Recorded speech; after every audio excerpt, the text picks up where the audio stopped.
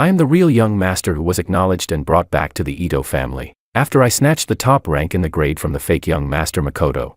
He, in order to make me lose my ambition and stop striving, actually resorted to a honey trap. He spent lavishly, sending his childhood female friends to seduce me, but I'm an honest guy, because I feel too embarrassed to reject them. Every time they are about to succeed in seducing me, I pretend to have amnesia. The childhood friend group, grinding their teeth, keeps rebuilding my affection level, while secretly pulling each other's hair and arguing. How did it become a new account again? What happened to my progress? George clearly stopped studying. How come after amnesia, he's back haunting the library again? You guys just saw that I was about to conquer him. So you deliberately stimulated George, and made him lose his memory.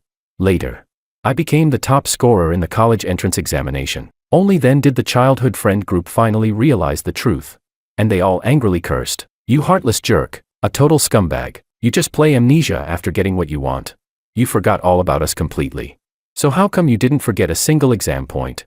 Chapter 1. After school, as I was packing my bag, a striking head of red hair suddenly entered my view. The delinquent girl Willow pressed a hand on the books on my desk and said arrogantly, "George, I confessed to you yesterday, and you said you needed time to think. So, have you made up your mind now?"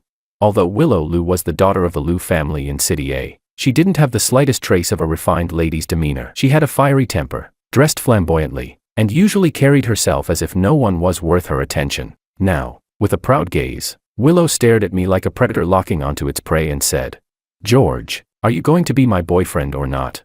I looked at her in confusion and said, Who are you?" Willow's expression froze for a moment, and she snapped irritably, "Don't tell me you lost your memory again." Hearing that, I gave an apologetic smile and said awkwardly, "Yeah, I have intermittent amnesia. The doctor said it's caused by drastic changes in my living environment and excessive stress. Whenever I get triggered, it's easy for it to flare up. 3 months ago, I was taken back and recognized by the wealthy Ito family. My new parents treated me politely, yet with clear distance. They gave me the proper face, bringing me back from the countryside and transferring me into the elite private high school where Makoto studied. My new mother repeatedly reminded me, Makoto isn't in good health. He has a congenital heart condition. Bringing you back home has already caused him a lot of stress. George, you're the older brother. You need to give in to him. But Makoto never treated me like his brother. He never even looked at me directly, until I took first place in the grade from him during the midterm exams. He had a terrible temper. He got so angry that he had a heart attack and was hospitalized on the spot. That night, after evening self-study ended, I went to the hospital to deliver my class notes to Makoto. At the door of the VIP ward, just as I was about to knock, I suddenly heard Makoto's furious voice. He said, "He just transferred here. How could he possibly score 50 points higher than me? Who knows how this dog-fucked guy got his score?" My movements froze. Through the half-open door, I saw Makoto, visibly agitated, along with 3 stunning girls by his bedside. Willow let out a disdainful snort and said, "How else? He probably cheated and forgot to control his score." To vent his anger, Makoto casually threw around money and sneered, "A country bumpkin who only knows how to bury himself in books. He's probably never even held a girl's hand. Whichever one of you can lure him in, hook him completely, and get him addicted to pleasure so he loses interest in studying. I'll give her my villa in the south of the city." Willow immediately chimed in. "A pathetic loser like that, I wouldn't even need a month. With just a crook of my finger, I could make him fall for me and have him following me around like a dog." Beside her, the school beauty Sophia raised an eyebrow with interest and said, "A dog training game? Count me in." Seeing how confident they all looked, Makoto curled his lips into a smile. Meanwhile, his fiancée Laura rolled her eyes impatiently and said, "Don't you girls already have enough simps chasing after you? Whatever. Go play your little dog training game. That way Makoto will actually have time to go shopping with me. He's been studying late every night this month just to compete for first place. It's been exhausting for him." Makoto pinched her cheek dotingly, and the 4 of them soon burst into laughter together again. Outside the ward, I stood there, frozen in place. After a long time, I lowered my head, threw the carefully organized notebook in my hand into the trash can, and turned to leave. Chapter 2. From that day on, the girls launched an intense offensive against me. Heart-shaped breakfasts every day without repetition, limited edition sneakers, and even gaming keyboards, controllers, and consoles for someone like me who was focused on studying. They came up with all sorts of tricks. As an honest person, I really didn't know how to refuse. Every time, I could only accept them awkwardly and thank them politely. Of course, accepting gifts didn't mean I agreed to anything. Among them, Willow was the most enthusiastic. She had a hot figure, a striking face, and a bold, wild personality, well known in school as a rebellious delinquent girl. After she thought we had gotten familiar, Willow asked me to skip class and go to an internet cafe with her. She assumed I was a nerd who would be terrible at games.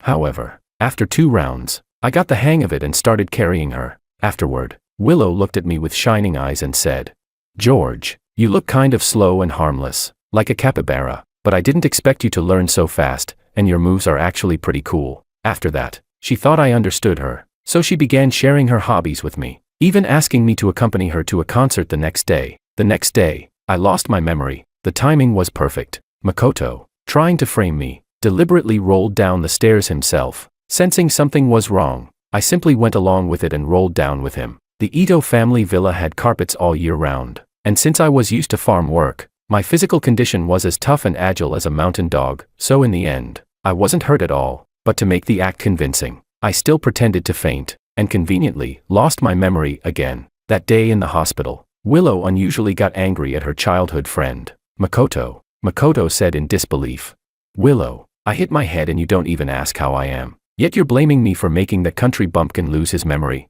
Willow froze for a moment upon hearing that, then stomped her foot irritably and said, "No, how was I supposed to know George has intermittent amnesia?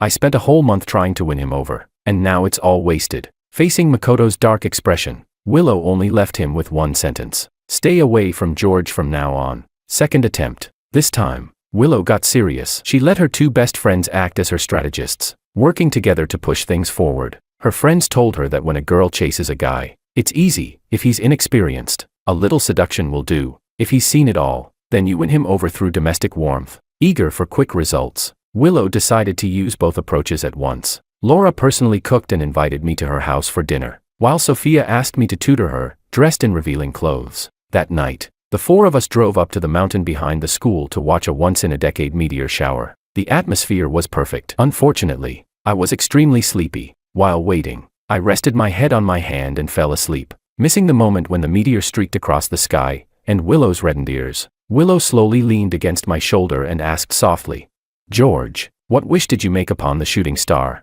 Seeing that I was asleep, she pouted slightly. In my hazy state, I heard Willow murmur softly, "My wish is for time to stay frozen in this moment forever." I was deeply moved. These past few days, I had been enjoying myself far too much. It was a feast for both the eyes and the stomach. But if this kind of carefree fun continued, I'd start getting sleepy in class during the day. So yes, it would be better if time really did stop at that moment. And so, the next day, I lost my memory again. Chapter 3. So, this was already Willow's 3rd attempt to win me over. She was clearly fired up by her competitive spirit, throwing away all restraint and reserve, even going so far as to accompany me to the library every day, a place she hated the most. Sometimes, I couldn't help but sigh. With this kind of perseverance, if she applied it to studying, how could she possibly rank near the bottom of the grade every time?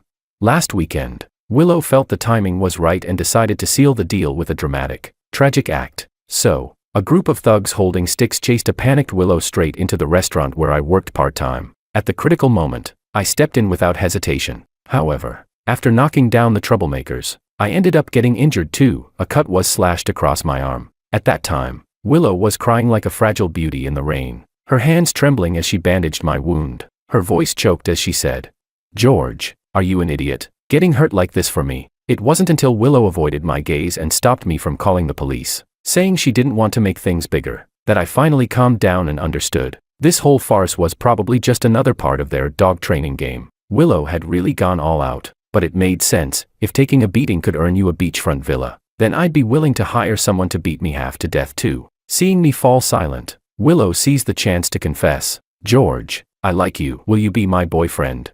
She forced herself to stay composed, but the blush on her face spread all the way to her ears, just like a girl experiencing her first crush. But as I looked at the restaurant in complete disarray, and the elderly owner curled up in the corner, frightened and taking heart medication, I frowned silently. Now, Willow looked up at me, a trace of indignation in her eyes, and said, "George, do you really not remember anything at all? You clearly already fell for me that day. You even got seriously hurt trying to save me. I even confessed to you. Don't you have anything you want to say to me?" I looked at her, scratched my head in confusion, and cautiously said, "Then, could you compensate me for the medical expenses?"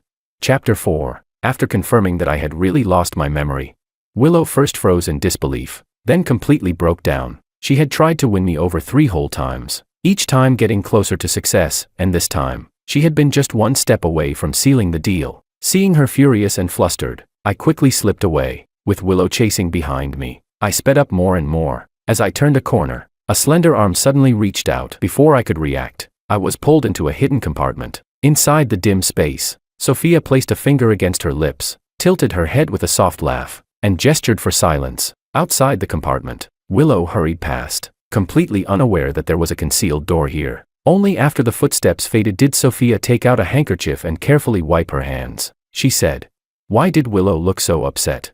From childhood until now, this is the first time I've ever seen her get shut down like that." I hesitated for a moment, but in the end, I told the truth. Willow said the injury on me was from saving her, and that I like her, but I don't remember anything. Sophia looked at me for a few seconds. Seeing my completely confused expression, she suddenly burst into laughter and said, "Willow was lying to you. You got that injury from accidentally falling." I nodded blankly, but then saw Sophia suddenly lean closer. She stood on tiptoe, blinking playfully, her warm breath carrying a faint, sweet fragrance as she said, "George, I just helped you avoid a big problem. Shouldn't you repay me?" Unlike Willow's bold and fiery presence, Sophia had delicate features, bright lips, and pearly teeth, beautiful like a fairy from a painting, the very image of a gentle and refined heiress. I was an honest person. Faced with such a beautiful and elegant face, I couldn't help but stutter. What kind of repayment do you want?" Sophia tilted her head and thought for a moment. "Come find me during evening self-study." She leaned closer on tiptoe and whispered softly in my ear, "We can do something you've always wanted to do but never dared to." Evening self-study. Outside the study room, Sophia leaned against the door. She was wearing an ultra-short pleated skirt, her white shirt slightly open at the collar, revealing her delicate collarbone, completely different from her usual cold and distant school beauty persona. In short, she looked extremely seductive. Seeing me walk toward her with a book in hand, Sophia smiled ambiguously and said, "You're here. Have you decided what we're going to do, that thing you've always wanted to do but never dared to?" Inside the study room, I stuttered nervously. "Sophia, it's my first time doing this kind of thing, so I might be a bit clumsy. Later, could you not laugh at me?" Sophia laughed so hard she trembled.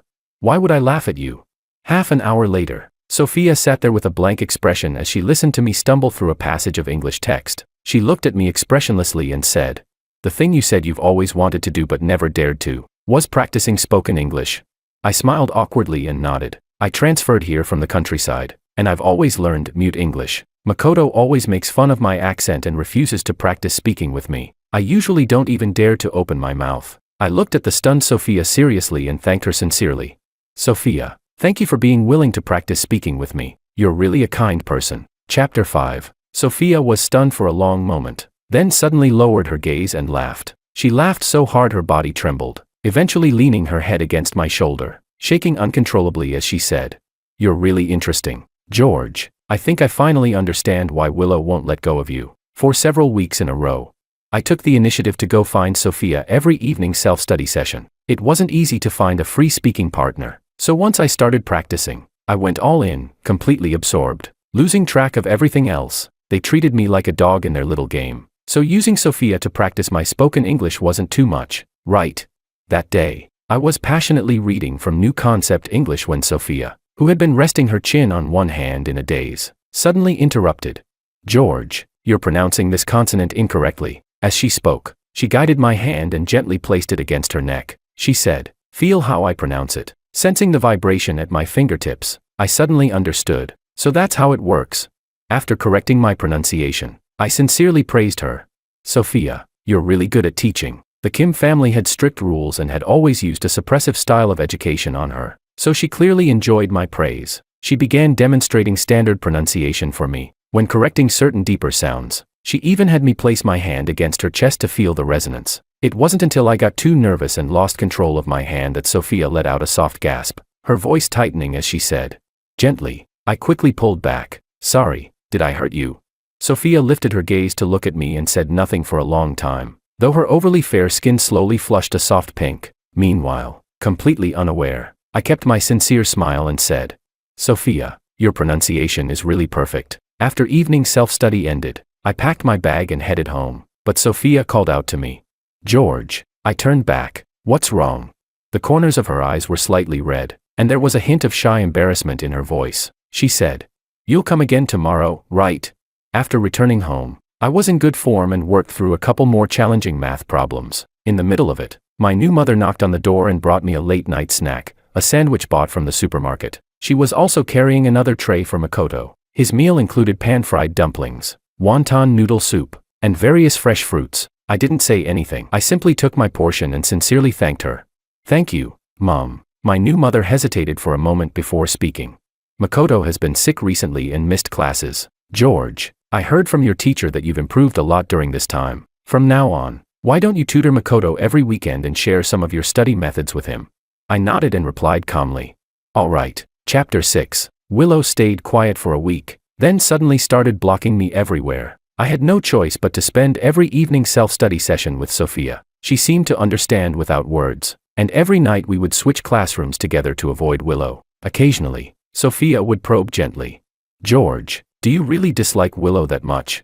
I shrugged and said, "Not really. I just don't remember anything, so I don't know how to face her. And Willow's personality is too extreme. You're much gentler." Sophia nodded in understanding and lowered her head to continue studying, though her cheeks turned slightly pink. Unlike Willow, the rebellious delinquent girl, Sophia, as the student council president, had excellent grades. She didn't go clubbing, didn't dye her hair, didn't drink, and had a gentle, graceful personality with just the right amount of distance. She was a model student in the teacher's eyes and the goddess-like school beauty in the hearts of many boys. Even when Makoto sent her voice messages, there was a hint of ingratiation in his tone. Sometimes, Laura would also call Sophia. She would ask her to go shopping together, but Sophia always refused. Laura would grumble unhappily.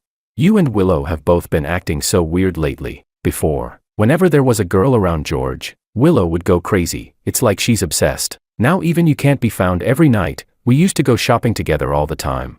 As a study partner, Sophia was quite competent. So every time after practicing speaking, I would, as usual, praise her, from her pronunciation to her studying, and when there was nothing left to compliment, I'd praise her looks and her gentle personality. Sophia seemed to be encouraged in some strange way. The clothes she wore during evening self-study started to feel a bit off, lighter fabrics, tighter cuts. To be honest, it was a little too alluring, not exactly what you'd call modest. Fortunately, I was simple and dull, and I respected other people's personal preferences. Regarding Sophia's subtle changes, I merely sighed inwardly that city people really knew how to have fun, then calmly lowered my head to continue solving problems. After all, no matter how alluring Sophia was, she couldn't possibly be more intense than math. That day, Sophia and I were studying in classroom 209. She had buttoned her shirt all the way up today, but her flushed face looked a little suspicious, and she kept glancing at me as if she wanted to say something. Ding! After hesitating for a long time, just as Sophia was about to speak, she was interrupted by a message notification. She picked up her phone, glanced at it, and suddenly said with a trembling voice, "This is bad. Willow got the news and is on her way to 209.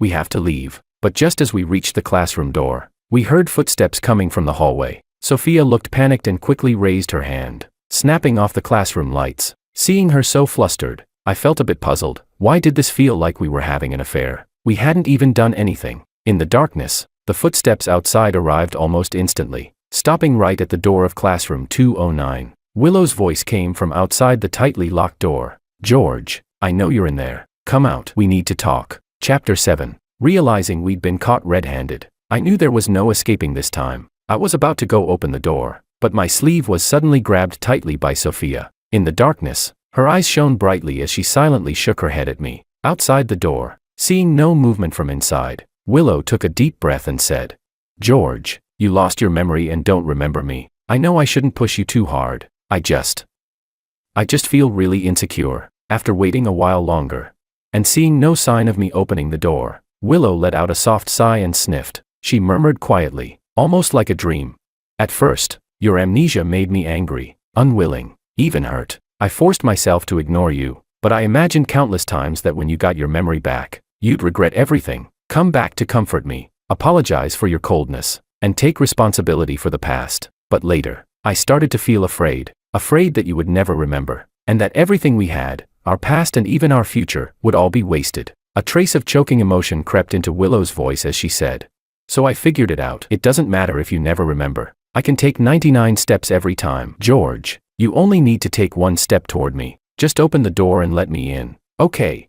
Inside the classroom, Sophia had been staring at me the entire time. Seeing that I was looking at the door and starting to waver, her gaze suddenly darkened. The next second, Sophia grabbed my hand and guided it inside her blouse. Before I could react, my fingers unexpectedly touched something soft, then a cool, gem-studded collar chain. In the darkness, I froze on the spot. Sophia leaned closer, whispering in my ear like a soul-stealing enchantress. "George, this was the surprise I prepared for you today. Such a pity the mood was ruined." She looked up at me, her expression pitiful and alluring as she said, "George, I don't want Willow to see us together. Tell her you don't want to see her. Tell her to leave." "Okay." Completely flustered, I could only stammer toward the door. "Willow, you should go. I don't want to see you right now." Sophia was still holding my wrist, not letting me pull my hand back. I had never been in a situation like this before. Out of nervousness, I subconsciously tugged slightly with my fingertips. The next second, Sophia let out a soft hum. It wasn't loud, but in the dead silence, it was especially noticeable. Outside, Willow's voice turned cold as she asked, "Who's in there?" "George, is there someone else with you?" Sophia forced her breathing steady and whispered in a low voice, "Tell her it's just you in there." I wasn't good at lying to begin with. With the tense atmosphere, I became even more flustered and blurted out, She told me to say it's just me in the classroom." Outside the door, Willow fell silent. In the suffocating stillness, I could only hear Sophia's rapid breathing. A few minutes later, there had been no movement outside for so long that I even felt a bit relieved. Had Willow already left? Ring, ring, ring. At that moment, Sophia's phone suddenly rang. The crisp ringtone exploded in the darkness like thunder. Sophia let out a startled cry and hurriedly hung up Willow's call, but it was already too late. Outside the door, after a brief silence, Willow spoke coldly. "Good, very good." The next second, bang, bang, bang. Willow slammed against the classroom door frantically. Her voice was sharp, carrying a hysterical edge as she shouted, "Sophia, I treated you like my best friend, and you stabbed me in the back. When I asked you what to do about George losing his memory, you told me to ignore him for a few months, and it turns out it was just so you could swoop in and steal him from me." Chapter 8. Willow had completely lost it. Banging on the door non-stop, she shouted, "Sophia, if you've got the guts to be a homewrecker, then open the door." Meanwhile, Sophia tightly gripped my sleeve and replied coldly toward the door, "Willow, don't waste your time. You should understand, if you're not the one chosen, then you're the homewrecker." The pounding on the door suddenly stopped. Outside, Willow took a deep breath, then cursed through gritted teeth. "Sophia, shut up. Stop trying to stir things up in there. George and I like each other, it's mutual. If it weren't for his amnesia, we'd already be together. How would it ever be your turn to sneak in and take advantage?" Hearing this, Sophia wrapped her arms around my neck. Her tone was gentle yet firm as she said, "George, don't believe her. Willow is a bad woman. She's lying to you. You're the top student in the grade. How could you possibly be mutually in love with someone so uncultured and chaotic?" From outside came Willow's scream, "I can hear you." Then the next second, bang. No one knew where Willow got a fire axe, but she slammed it straight into the door. Damn, not just Sophia, even I jumped in shock. Soon, the harsh sound of chopping echoed again and again against the door, each strike sending chills down my spine. There was no time to think. I grabbed Sophia and rushed to the window on the other side of the classroom, pushing it open in one motion. The night wind rushed in fiercely. Below the window of classroom 209 was a stretch of dense, soft grass. Standing by the window, Sophia's lips trembled. She looked up at me, as if waiting for me to say something. So I gave her a reassuring look and instinctively said, "You jump." I jump. Sophia fell silent, speechless. The axe blade had already broken through the door panel. There was no time left for language practice. So I stepped forward with my long legs and, in one clean motion, climbed out the window. Before Sophia could react, I had already jumped down. The second floor wasn't that high. I landed on the grass and rolled to absorb the impact. After standing up, I looked up at Sophia and spread my arms toward her. Sophia jumped down. She glanced back at the classroom door, which was on the verge of breaking apart, then looked down at me, trembling with fear. So I said, "Sophia, I'll catch you, trust me," on the windowsill. Sophia was breathing lightly, but her eyes gradually became resolute. The next moment, she leaned forward, like a princess waiting to be saved, closing her eyes as she prepared to leap into her prince's arms. Finally, she jumped. When Sophia fell into my arms, I could hear her thunderous heartbeat. We tumbled together onto the soft grass. I cushioned her beneath me, one arm around her waist and the other protecting the back of her head. She just stared at me blankly. Seeing this, I grew a little worried and said, "Sorry, did you get hurt from the fall? Was it the necklace?" Sophia turned her gaze away. Her face flushed, just about to speak, when suddenly, a loud crash erupted from above in classroom 209. The door had finally been smashed open. Chapter 9. I snapped back to my senses. I picked up my bag, slung it over my shoulder, then grabbed Sophia's hand and pulled her into a sprint through the night campus. The wind howled past us. Willow's voice faded behind us. We ran all the way, across the field, over the school walls. I didn't know how far we had gone. Only after turning into a strange alley did I finally feel safe enough to stop. Sophia Kim leaned against my shoulder, catching her breath. Her cheeks were flushed, yet her eyes sparkled brightly. She said, "The Kim family always has so many rules. I've never been this reckless before, but George, when I'm with you, I always seem to lose control." Sophia looked up at me, her gaze bright and soft. I let out an awkward laugh, knowing she was probably experiencing the suspension bridge effect. She said emotionally, "Just now, you chose to take me away instead of Willow. That's when I knew, you must feel the same way I do." I was speechless. Had she been scared silly, in that situation? How exactly was I supposed to take Willow with me? Sophia steadied her breathing but still didn't let go of my hand. At the end of the alley, a few neon lights slowly rotated above a small shop. It was a tattoo parlor. Sophia's eyes lit up. She turned to me and said, "George, want to go crazy one more time?" Inside the tattoo shop, Sophia was determined to go all the way. Ignoring the tattoo artist's advice, she insisted on tattooing the initials of my name on her waist. I told her the letters wouldn't look good there. She refused to listen. The tattoo artist shook his head helplessly and said, "Kids these days." 2 hours later, the tattoo gradually took shape. 2 slanted cursive letters, GW, ran from the pale side of her waist down toward her lower abdomen. Subtle yet suggestive. Sophia was already drenched in cold sweat, her gaze slightly unfocused from the pain. I tried to persuade her. "If it hurts, you should stop. If you regret it in the future, it won't be easy to remove." But Sophia took my hand, pressed it lightly against her cheek, and gave me a gentle smile. She said, "It's okay, George. When I was little, my father often disciplined me harshly, so I'm used to enduring pain. And when I think about the fact that I'm enduring this for you, it even makes me feel excited, feel happy." Sophia spoke intermittently about her childhood trauma and the pain from her family. Unfortunately, my own childhood had been very happy, so I couldn't really relate. I could only awkwardly talk about how I once got chased around by a big dog at the village entrance. By the time the tattoo was finished, it was already late at night. The shop was about to close. Sophia frowned slightly, holding her waist as she stood up. "But there's still one more person who needs a tattoo." The tattoo artist looked at me. I quietly averted my gaze. Seeing that, he immediately understood and waved his hand at Sophia. "It's too late today. Come back tomorrow." Sophia tried to insist a bit longer, but no matter what she said, the tattoo artist firmly refused to work overnight. In the end, she had no choice but to give up. As we walked out of the tattoo shop, Sophia made an appointment with me, tomorrow night at 9, at the shop entrance. Even though her face was still pale, her smile was gentle and lingering. She said, "It's a promise, George. I'll be waiting for you." Chapter 10. The next day, I didn't show up. It was said that night, Sophia waited in that alley the entire time, standing in the rain. On the third day, she came to school and ran into me, who had lost my memory again, at the entrance of the library. Sophia was still running a fever. She looked at me in disbelief and asked, "George, you lost your memory again?" I looked completely confused and even walked past her as if I didn't know her. Seeing this, Sophia became flustered, a trace of hurt flashing through her eyes. Her eyes reddened as she bit her lip, lifting the hem of her shirt to reveal the tattoo on her waist. Her voice choked as she said, "We've been through so much together. I even have your name on my body. George, do you really not remember any of it?" I glanced at the still slightly swollen tattoo and sincerely advised, "Miss, although that tattoo looks pretty good, you won't be able to take civil service exams with a tattoo. Maybe you should consider getting it removed." Hearing this, Sophia's eyes turned even redder. She looked like she was about to fall apart. At that moment, Willow, who had been watching the whole scene, finally let out a mocking laugh. She stepped out leisurely from the shadows, her phoenix-shaped eyes sweeping disdainfully over the tattoo on Sophia's waist. With a cold snort, she said, "Who says those letters you tattooed stand for George Wong? Maybe it's something else, like grown-up wants." Hearing that, Sophia snapped. Willow. 2 school bell-level beauties arguing at the library entrance instantly drew a crowd of students eager to watch the drama unfold. Sophia didn't notice at all. Her beautiful face was almost twisted with anger as she said bitterly, "Was this your doing?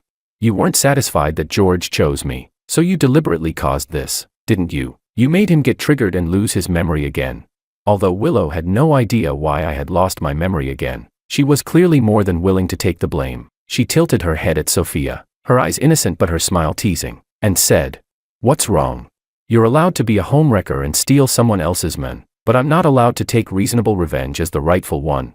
Sophia stepped forward in anger, raising her hand to slap her, only to be pushed aside by Willow. The tension was explosive, ready to ignite at any moment. At that moment, Laura, clearly just back from shopping, carrying bags, finally rushed over after hearing the commotion. Sensing the situation, she quickly set down her bags and pulled the two apart. "Calm down, both of you. Don't ruin your friendship over a jerk." Willow impatiently shoved Laura away. "This has nothing to do with you. Stay out of it." Seeing she couldn't persuade Willow, Laura turned to Sophia. "Sophia, don't you think something strange? Every time George forgets everything about you, but he never forgets how to solve problems, he still ranks first every time. What if this is all a trick to drive a wedge between us?" Sophia froze upon hearing this. After a moment of thought, her gaze fell on me as she asked, "About what Laura said? George, can you explain it?" Willow stood still, clearly waiting for my answer as well. I scratched my head and said, "Actually, I don't remember doing any of those problems, but every time I see them, they feel familiar, and I can just solve them naturally." Hearing this, Sophia's eyes lit up. "Familiar? Then when you look at me, do you feel anything familiar?" I looked at her face as she asked. After a moment, I opened my mouth slightly, showing a hint of surprise. "I think I remember you." Sophia couldn't hide her joy. "What do you remember?" I slowly smiled and said, "I remember. I once protected a girl in a restaurant. Before that, I didn't even understand my feelings for her, but when she was being bullied, I instinctively wanted to protect her. It felt like, for her, I could even give up my life. That's when I realized how important she was to me. I originally thought that person was Willow, but you said it wasn't." I looked at Sophia, my smile gentle and affectionate. "Now I finally remember, Sophia, that person was you." Willow's eyes instantly turned red as she cursed. "Sophia, you bitch, I'm going to slap you to death."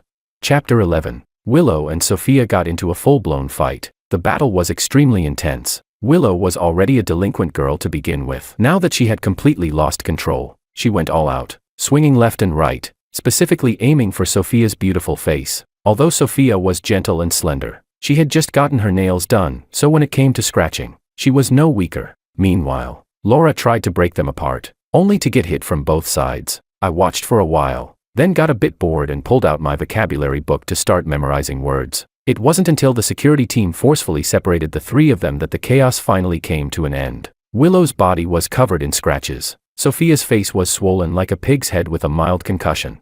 And even Laura had taken a few slaps in the crossfire. The daughter of the Liu family and the young ladies of the Kim and Mu families fighting like this. Even the principal was at a loss. After sending the three of them to the school infirmary, the principal, sweating nervously, began calling their families. In short, he called the parents. It was said that when Pablo Liu heard his daughter had fought Sophia over the top rank in the grade, he was actually a bit pleasantly surprised. He said, "I've heard Willow has been going to the library a lot lately. Has she improved so much that she's now competing for first place?" It wasn't until he arrived at the infirmary that he found out the top student was actually a boy. Pablo calmed down and said, "Well, that makes more sense." The principal wiped his sweat and invited him to sit at the main seat with a forced smile.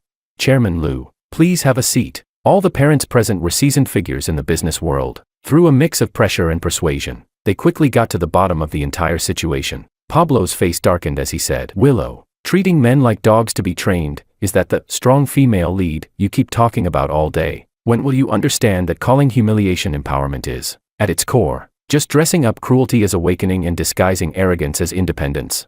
I thought these past few months you had really learned to grow and become independent. And this is how you've been treating others at school.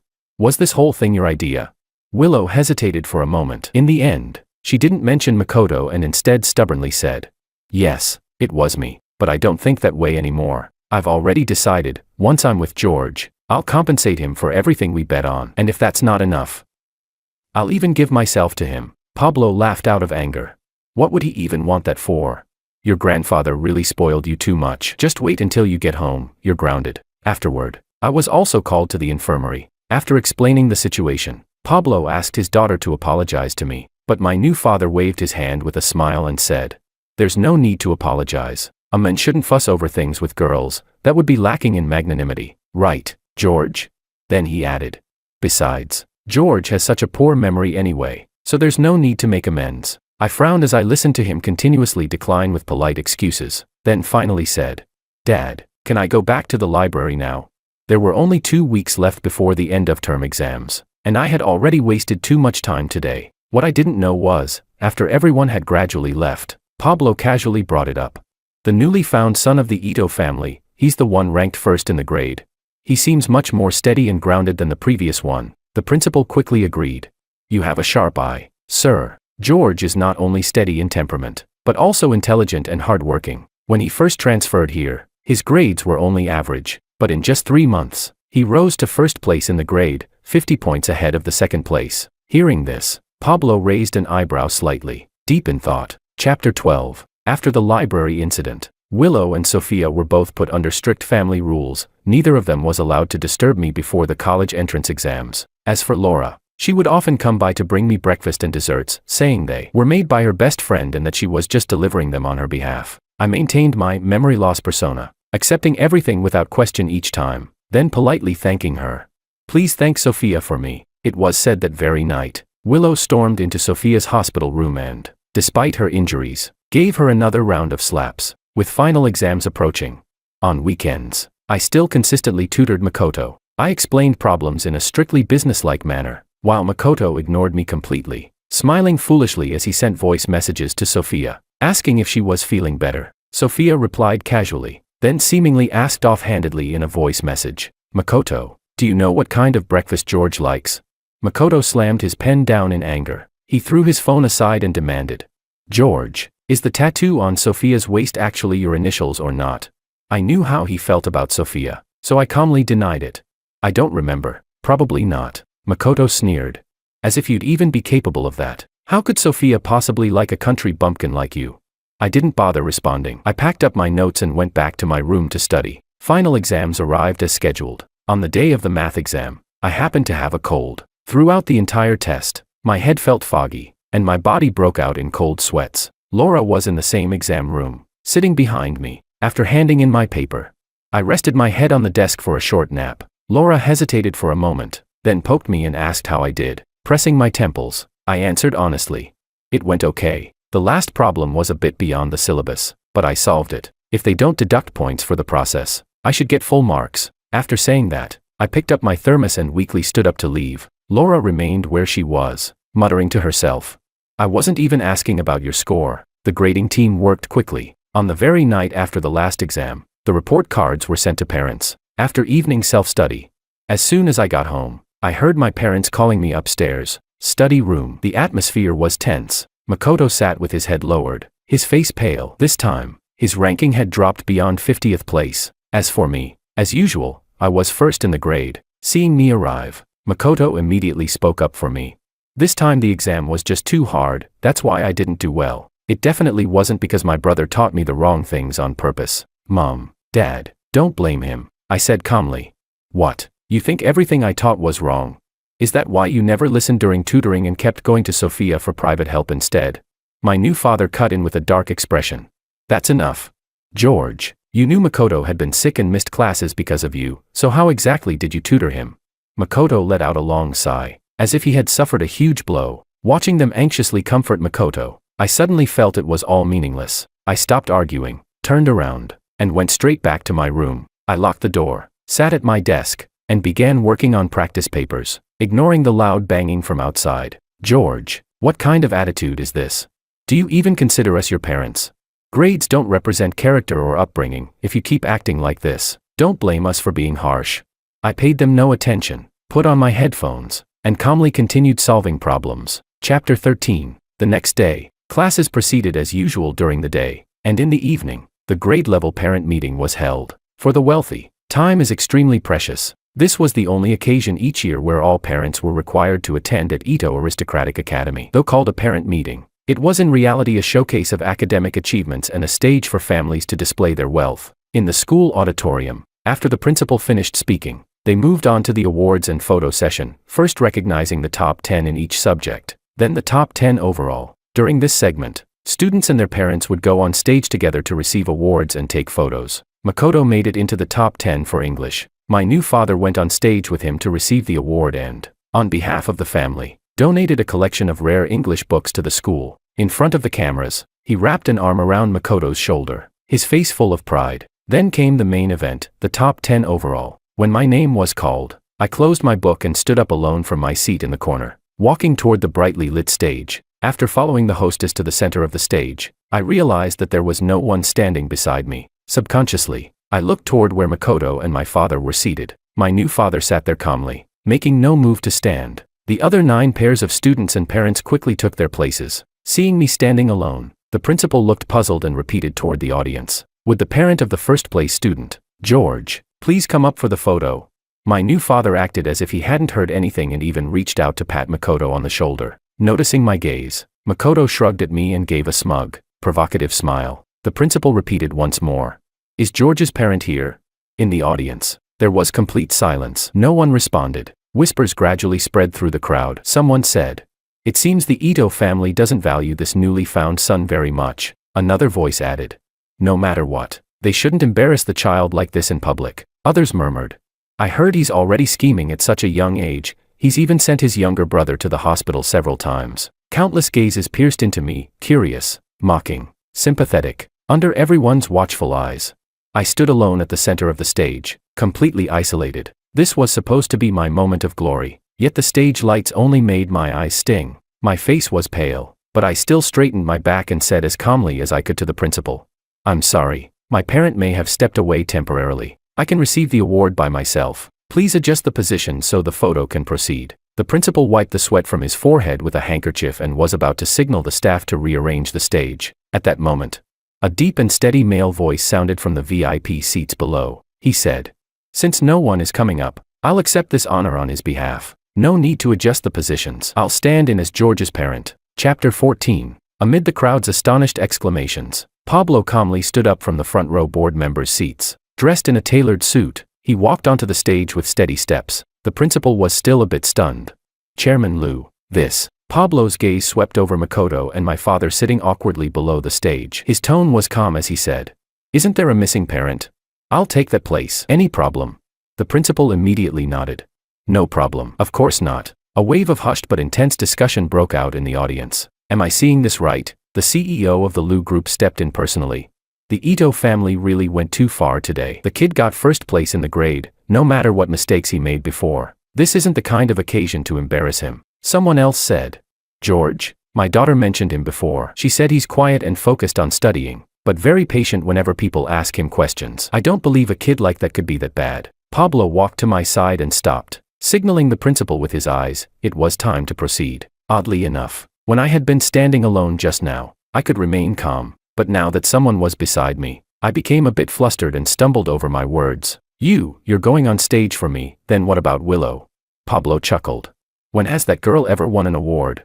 Finally, the principal approached us with the hostess. I took the certificate from the principal, while Pablo held up the heavy golden trophy for me. Bang! Confetti cannons went off. Golden ribbons filled the air, drifting down onto my head and shoulders. At last, thunderous applause erupted from the audience. Seeing this scene, the expressions of my father and Makoto in the audience turned pale. Meanwhile, Pablo maintained a composed smile in front of the cameras as he spoke in a measured tone. "Gio, may I call you that?"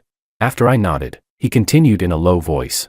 "I've been thinking for a long time about how to make up for Willow's little prank. I wasn't sure what you might like." He handed me the golden trophy and said word by word, "So, taking this opportunity to celebrate you getting first place in the grade, I've decided to set up a scholarship in your name at this school. The funds will be deducted from Willow's trust fund. How does that sound?"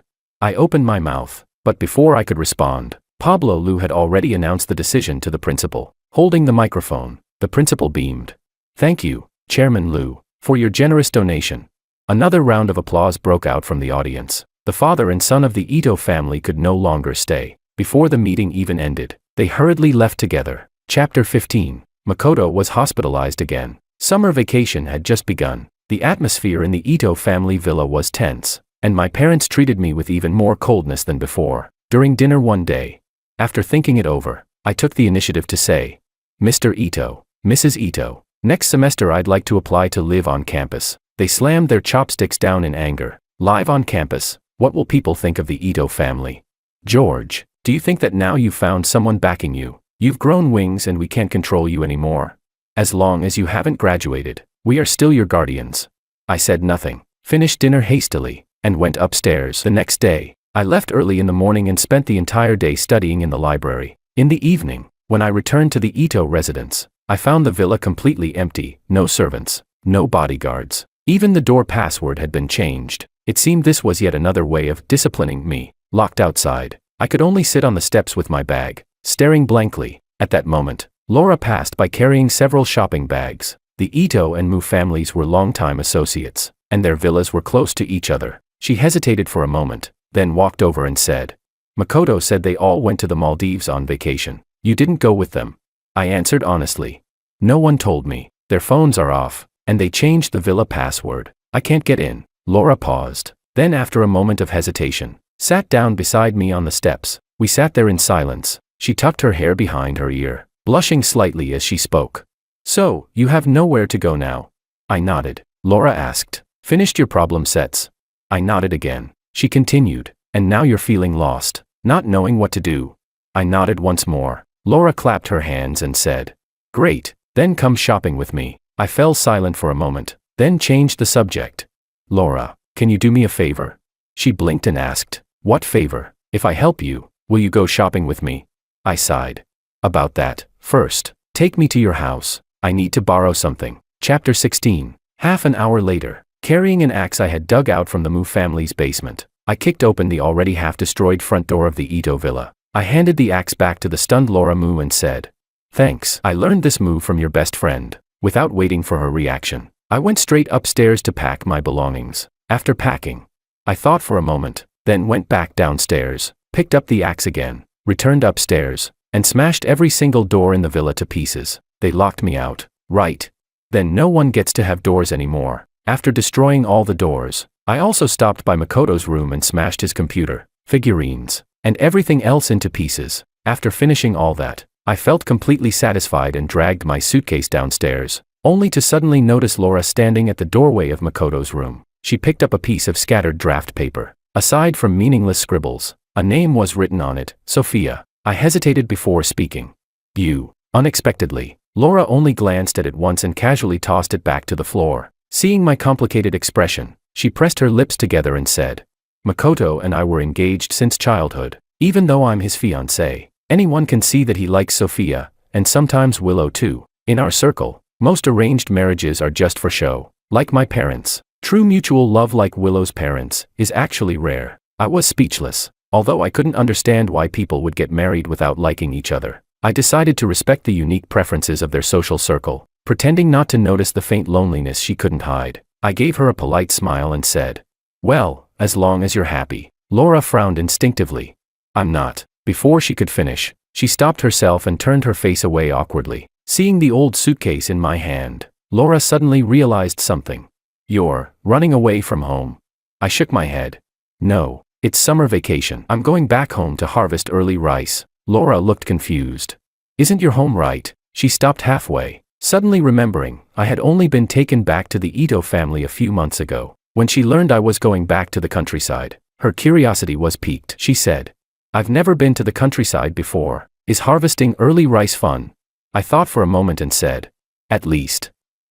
I think it's more interesting than shopping." Laura patted her cheeks and told me to stay put while she went to get something. A few minutes later, the Mu family's driver pulled up in front of the villa. Laura rolled down the backseat window and waved at me. "Get in, I'll go with you." Chapter 17. 3 hours later. Outskirts of the city. The car stopped in front of a modest 2-story house. Hearing the engine, my grandmother came out to greet us, leaning on her cane. When I was 12, my parents died in a car accident. Since then, I had been living with my grandmother. Seeing me return home, she was happy, but also a little heartbroken as she reached out to touch my face. "George, you look thinner. Is studying in the city very tiring?" I smiled at her and nodded firmly. "It is tiring, but the new school has better resources and stronger teachers. The teachers say that at this rate, I might even get into Capital University in the future." I introduced Laura to my grandmother. Grandma pinched Laura's cheek and said cheerfully, "So you're my future granddaughter-in-law, then you should call me Grandma along with George." Hearing that, Laura's face instantly turned red. She opened her mouth, thought for a long time, realized she couldn't come up with any rebuttal, and could only softly call out, "Grandma." For the next few weeks, life was simple and peaceful. Laura insisted on working in the fields with me. After I taught her how to harvest rice, she started competing with me over who could work faster. I had thought that a pampered young lady like her wouldn't last long, but for some reason, maybe because of all the walking she did while shopping, her stamina was surprisingly good. She didn't seem to get tired at all, which only fueled my competitive spirit. Under the eaves not far away, Grandma was chatting with a few of her old friends. One of the aunties looked at us working in the fields and asked curiously, "Big sister, is that the granddaughter-in-law your George brought back from the city?" At that moment, Laura tied up a neat and sturdy bundle of rice stalks. Her eyes sparkled as she happily walked over to me, holding it up like a treasure for me to see, her movements unconsciously leaning closer to me. I remained calm and casually reached out to pat her on the head. Watching this scene, Grandma fanned herself and smiled without saying a word. The auntie understood immediately and said, "The city girl is really pretty. Such long legs, and she works so efficiently too." Grandma chuckled and said, "Now that's what you call women holding up half the sky." Chapter 18. A few weeks later, Laura had not only mastered harvesting, plowing, and transplanting rice seedlings, but had even become familiar with the dogs at the village entrance. With the new semester approaching, I applied to live on campus. The night before returning to school, 2 cars stopped at the village entrance. For the past month, Willow and Sophia had both been confined at home preparing their overseas applications. This time, they had finally managed to sneak out to see me. Willow somehow got her hands on several large boxes of fireworks and dragged us to an open area on the hillside behind the village. Under the night sky, everything was quiet. Willow lit the fuse. Bang, bang. Fireworks shot into the sky, bursting into brilliant blooms against the darkness. Watching the boxes empty out in an instant, Laura muttered, "Fireworks in the village are so expensive, 20,000 per box, and they're gone in seconds." Willow smugly patted the remaining boxes beside her and said, "That's why I bought 10 boxes. The shop owner even gave me a discount, only 180,000. I smiled politely, not telling them that if I had bought them, it would have cost at most a few hundred per box. Fireworks continued to light up the sky, illuminating the faces of the 4 of us. Willow and Sophia exchanged a glance, both looking somewhat guilty as they said, "George, there's something we have to tell you." Amid the constant explosions of fireworks, they told me everything about that dog training game, from beginning to end. This time, there were no parents forcing them, no need to keep up appearances. Willow looked at me, her eyes more serious than ever before, and said, "George, I'm sorry, I really am sorry." Willow's attitude toward me had begun with arrogant disdain. Born with a silver spoon, she had always gotten whatever she wanted, except when it came to me. As I lost my memory again and again, she repeatedly failed. Her former arrogance and contempt gradually turned into an obsession. At that moment, I didn't say whether I forgave her or not. Instead, I looked up at the fireworks flickering in the sky and said, "Your father helped me. I won't hold it against you anymore."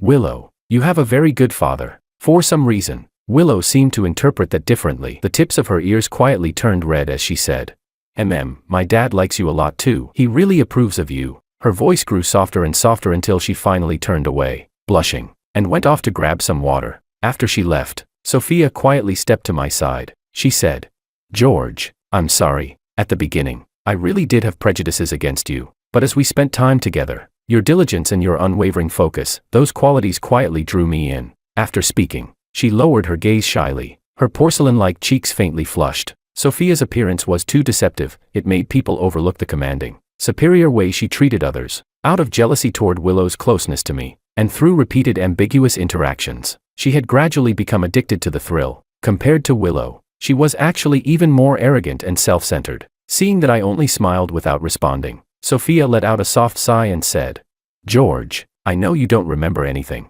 but I'm willing to start over with you, even if it takes 1,000 or 10,000 times.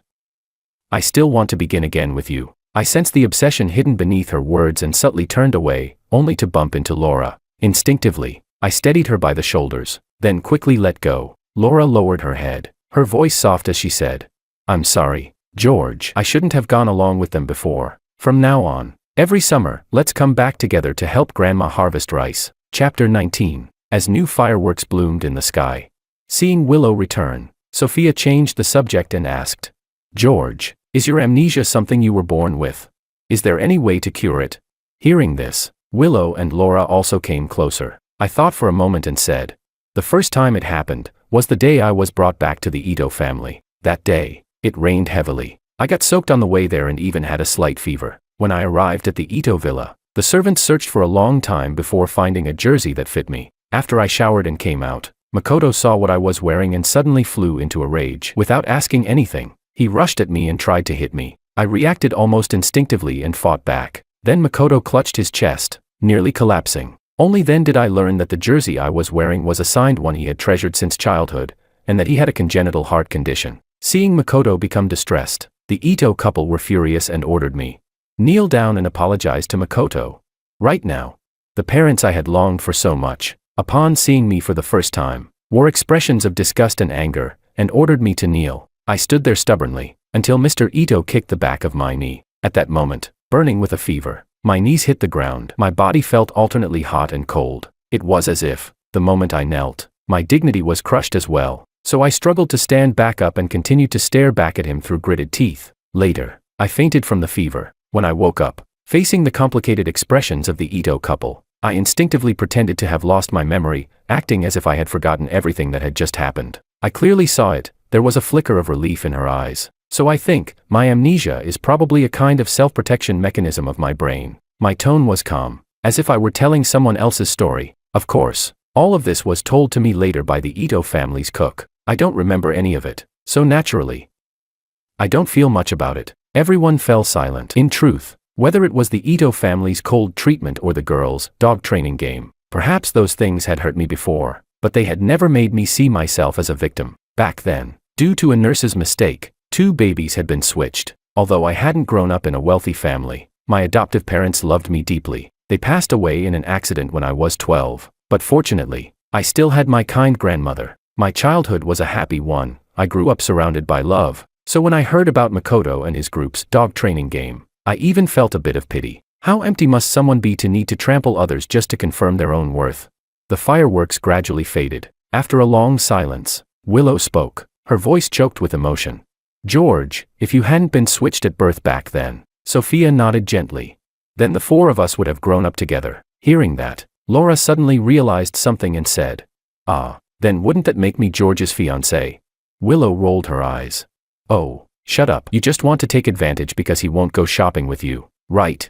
She stood up to push Laura, but Sophia laughed and stopped her. The 3 of them quickly fell into playful banter again. As for me, my expression remained calm as I slowly lifted my gaze toward the distance. Chapter 20. With the college entrance exams approaching, Willow and the others tacitly stopped bothering me. I moved into a single dorm room at the academy and no longer had to tutor Makoto. The tuition at Ito Aristocratic Academy was extremely high. But fortunately, the scholarship established by Chairman Liu was even more astonishing, not only freeing me completely from financial dependence on the Ito family, but even allowing me to save quite a bit. On the day of the college entrance exam, the weather was clear and pleasant. After the final exam ended, as I walked out of the exam hall, 3 slender figures were already waiting at the school gate. Willow leaned against the entrance. The moment she saw me, her eyes lit up, and she ran toward me holding a box of fireworks. Sophia followed a step behind. She had dressed up specially today, wearing a well-tailored white dress. As she approached me, she carried a faint, sweet fragrance. With a gentle smile, Sophia lifted the delicate cake in her hands and said, "George, you've worked hard on the exams. I thought I should bring something useful." Hearing that, Willow's eyes narrowed dangerously. Just as she was about to flare up, Laura's voice rang out. Not far away, Laura was smiling brightly, waving at us enthusiastically as she called out, "George, come on. Let's go back to Grandma's house and harvest rice." On the day the results were released, when I opened the score-checking page, I wasn't surprised to see a blank screen. It had been blocked. Admissions offices from top universities flooded the Ito family's phones with calls. When Mr. Ito called me, his voice sounded strained as he said, "George, you're the provincial top scorer. Congratulations." Only then did I learn that Makoto, whose performance had been declining throughout his final year, had become unstable under pressure and was caught cheating during the exam. His results were cancelled. On the phone, Mr. Ito paused before continuing. "George, your mother was greatly affected by this. She's currently recuperating at the hillside villa on the outskirts. Her condition isn't good. Could you come back for a visit?" I thought about it for a moment, then agreed. Chapter 21. Hillside Villa. I walked into the master bedroom and saw Mrs. Ito lying on the bed. When she saw me enter, her expression turned a little unnatural. It seemed like she was waiting for me to speak first, but I truly didn't know what to say. So we just looked at each other in silence. After a long pause, I walked to the bedside, took out a bankbook, and said, Mrs. Ito, this is 100,000 that I've saved. Since the day I came to the Ito family, I've been working part-time, and with the scholarship added, it should be enough to repay what you've spent on me. Before I could finish, Mrs. Ito suddenly sat up, staring at me in disbelief. What do you mean by this? She slapped the bankbook out of my hand, her voice sharp as she said, just because we said a few things to you, you're going to cut ties with your own biological parents. Seeing this, I crouched down, picked up the bankbook, and placed it neatly on the bedside table. When she saw my calm expression, panic finally appeared on Mrs. Ito's face. She said, "Son, Makoto has always been weak, so I had no choice but to pay more attention to him. But haven't we done anything for you? Your father and I have been helping you look into overseas schools. Have you ever appreciated that?" They had indeed planned to send me abroad, but I had also told them many times, Capital University was my dream since childhood. I didn't want to go abroad, not only because spoken English was my weakness, but also because I wanted to stay close to my grandmother. Seeing that I remained unmoved, Mrs. Ito's voice began to tremble as she said, "George, do you really have to be this heartless? What have we done to wrong you? Tell me." I looked at her. I thought of that rainy day, of the blinding stage lights at the parent meeting, of how I had lived in the Ito house for half a year, yet all my belongings could still fit into a single small suitcase. I didn't answer. I only said softly, "Mom, goodbye." Mrs. Ito reached out to grab my sleeve, but caught nothing. As I turned to leave, I heard suppressed sobbing behind me. I hadn't even reached the door when several men in black suddenly rushed in, grabbing my arms and twisting them behind my back with such force that I couldn't move at all. I struggled and shouted, "Who sent you? What are you trying to do?" At that moment, Mr. Ito slowly stepped out from behind them, looking at me being restrained. His face was full of disappointment as he said, "George, we had everything planned out for you. Since you and Makoto can't get along, then one of you goes abroad, and the other stays to inherit the family business, perfect for both sides. Makoto is in poor health, so naturally it's more reassuring for him to stay by our side. That's also why we had you tutor him before." He signaled for the bodyguards to take my phone, his expression cold and hard as he said, "But you've disappointed us too much. You've become a mental burden for Makoto. If we don't send you abroad, he won't be able to recover. Reflect on yourself for a few days. After the application deadline passes, I'll come talk to you about applying to overseas schools." With that, the door slammed shut with a bang and was locked from the outside. Chapter 22. My room was guarded by bodyguards in shifts. Meals were delivered on time, but aside from that, I wasn't allowed any contact with the outside world. The Ito family was determined to keep me confined until the application deadline passed, publicly claiming that I had gone abroad on vacation. I didn't smash the door or resist. Instead, I stood by the floor-to-ceiling window, looking down at the concrete ground outside. There was no way I could jump from here, so I began tearing the bedsheets and curtains into strips, secretly weaving them into a rope. On the second day of my confinement, Makoto came. He had lost a lot of weight, his expression gloomy as he said, "George, the Mu family has come to break off the engagement. Laura Mu said the one she was originally promised to was you. The Liu group and the Kim family are also pressuring our parents, insisting on seeing you. Mom and Dad are overwhelmed right now." I had just managed to hide the half-finished rope behind me when Makoto let out a cold laugh. "George, you've taken my parents, my family background, my grades, and now even my fiancé. You must be feeling pretty proud of yourself, huh?" I met his gaze expressionlessly and said, "Makoto, are you really afraid that I'll take what belongs to you, or are you jealous that I don't need those things, and yet I'm still living better than you?" Makoto completely lost his temper. He rushed at me again, but I flipped him over and landed a few punches before the bodyguards pulled us apart. That was when they discovered the rope I had hidden. That night, dinner was not delivered. On the third day of my confinement, it rained heavily, just like the day I had first returned to the Ito family. Curled up on the bed, dizzy with hunger, I suddenly heard a loud crash from downstairs in the villa. Then came hurried footsteps and chaotic voices. As I was still wondering what was happening, I suddenly noticed that, besides the sound of rain, there seemed to be something else outside my window. Supporting myself against the wall, I walked to the window. In the rain, Sophia was standing below. She was completely soaked. When she saw me, she pointed at an air cushion that had somehow been brought there, then spread her arms toward me. She said, "George, jump." The roles had reversed. I immediately understood what was happening. Without a second of hesitation, I climbed out the window and leaped down. However, weakened by hunger, I couldn't control my landing. I crashed onto the air cushion,